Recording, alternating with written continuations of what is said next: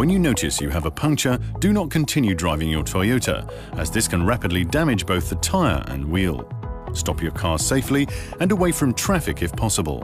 If needed, set up a warning triangle and turn on the hazard lights. Apply the parking brake so the car doesn't accidentally move. Locate and examine the puncture. Don't use the repair kit if it's larger than 4 mm in diameter, if the wheel rim is damaged, or if the tyre has been flat or at low pressure for an extended period. Move the vehicle so that the puncture is positioned as high as possible in the top half of the tyre. If a nail or screw is in the tyre, a common occurrence, do not remove it. Make sure also that the air valve is positioned in the top half of the tyre. This will help stabilize the bottle of sealant you'll be using. The Toyota tyre repair kit is located in the trunk under the false floor. The kit consists of a compressor for re-inflating the tyre, a bottle of sealant you'll use to fill the hole, and warning stickers.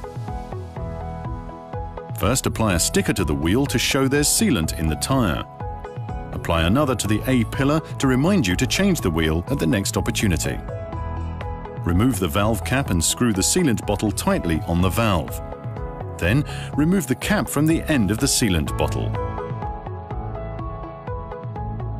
Unravel the hose at the back of the compressor and screw it tightly onto the sealant bottle. Unravel the wiring connected to the compressor and plug it into the auxiliary socket inside the car. For a non-hybrid vehicle, start the engine. For a hybrid vehicle, have the ready light on. Turn on the compressor. It should take no more than 10 minutes to inflate the tyre to an acceptable level. Then, switch off the compressor and press the yellow button to test the pressure in the tyre. It's important to check your owner's manual for the correct pressure level for your vehicle. If the tyre does not reach this, you'll need to call a recovery service. If the pressure is okay, remove the sealant bottle from the valve and reinstall the valve cap.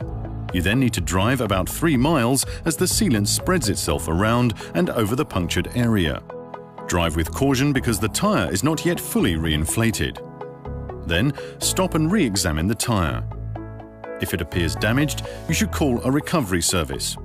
If it remains inflated and looks okay, refit the kit and continue to inflate the tyre to the pressure listed in the owner's manual.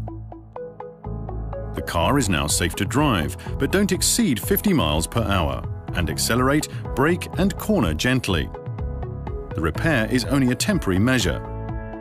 Go to a Toyota repairer as soon as you can.